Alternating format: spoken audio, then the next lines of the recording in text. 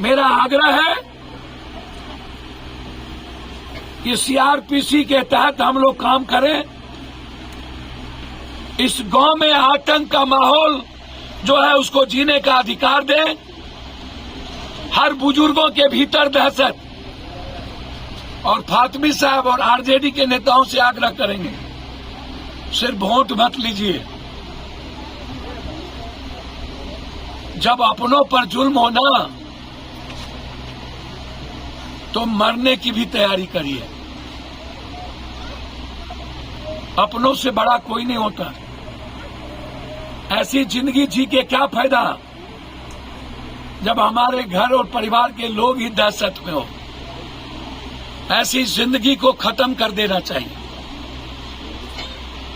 और आरजेडी के नेताओं से कहूंगा जो पटना में बैठते हैं, ना तो आप छपरा गए और ना ही आप अस्पताल में गोली लगे लोगों को देखने गए, और ना ही इतने बड़े जुल्म में आए।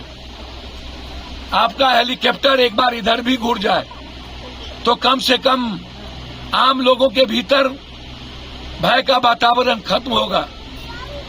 और फातमी साहब से आग्रह करेंगे, दरभंगा में आप यदि सोए हुए हैं तो आप इसी गांव में आके सोइएगा तो अपने लोगों को ताकत मिलेगी। यही मेरा आग्रह है आपसे। और एसपी साहब, डीजी साहब से आग्रह है, ये गांव जनरल डायर के आतंक और जालियांवाला बाग से ज्यादा आतंक का माहौल है। हमारी मां बहनों को जीने और बच्चियों को घर से निकलने, जो डर के माहौल में कैद है उसे निकलने दें। और जीवेश मिश्रा पर एफआईआर हो, और जो थाना प्रभारी लगातार इस तरह की घटना किए हैं, और आज भी जो घर तोड़ के जाया जा रहा है, घर तोड़ करके बिना वारंट के किसी के घर, उसको रोकने का प्रयास करें। बहुत बहुत धन्यवाद। में मुर्दाबाद किया गया। यदि कोई भूल हो गई होती तो उसे आतंकियों का व्यवहार करने का राइट ये सीआरपीसी और कानून में नहीं है। आप अपने ईगो के कारण कि मैं थानेदार हूं, मैं पुलिस हूं, मेरी वर्दी ही ताकत है, आपने जनता की भावनाओं को नहीं समझा और आप जुल्म कर दिए। जुल्म की सीमा पार कर दी आपने। इतना बड़ा जुल्म ये सही नहीं है।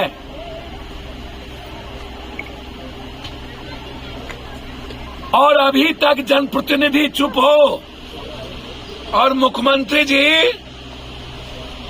सब बात की खबर रहता है, और आपको इतनी बड़ी घटना घट गई इसकी खबर नहीं रहता। छपरा में आपको खबर नहीं रहता, ऊपर से प्रेशर डाल दिए जाते हैं। छपरा के एसपी को बदल दिया जाता है रूडी के कहने पे। आज बारेबा जबरदस्ती आप एसपी से करवाना चाहते हैं। चलिए, मेरा मानना है, मैं चाहता हूं 24 आदमी पर आपने केस किया होगा, धारा 253 या 153 या और भी काम काज में दखल देने का चुनावी प्रक्रिया। आप वारंट ले आइए, वारंट सर्व करा दीजिए। जिन लोगों का आप वारंट लाएंगे वो अपना बेल करा ले, या जिनका नेम्ड एफआईआर है वो अपना बेल करा लेंगे, या नहीं तो आप कानूनी प्रक्रिया के तहत आप कोर्ट जाइए, कोर्ट से आप कुर्की जब्ती लीजिए। हम एंट्री सेफ्टी बेल करेंगे या तो सरेंडर करेंगे। या कौन सा कानून है रात के 12 बजे मेरी मां और मेरी बेटियों पर जुल्म करने का? और यही जुल्म पप्पू यादव को यहां लेके आ गया। ये डर नहीं चलेगा, ये आतंक नहीं चलेगा जीवेश जी। जरूरत पड़ेगी तो इसी गांव में मैं बैठ जाऊंगा। और आपको बहुत ताकत और औकात है ना, तो आके लड़ लीजिएगा पप्पू यादव से।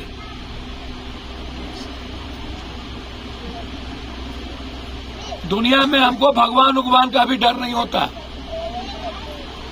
इसीलिए याद रखिएगा आप, इस तरह का जुल्म बंद करवाइए। और मैं एसपी साहब, डीआईजी साहब से आग्रह करूंगा हाथ जोड़कर, आईजी साहब से, आप तो सबके हैं, डीएसपी साहब आप तो सबके हैं, आप तो न्याय कर दीजिए,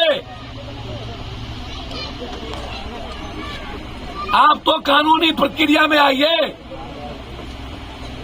सारे बच्चे डरे हुए हैं, कोई स्कूल नहीं जाता, घर से बेटियां नहीं निकलती, इतना बड़ा डर क्या मन पर बीतेगा उस बच्ची को?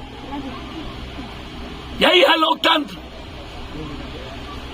क्या इन लोगों को जीने का राइट नहीं है?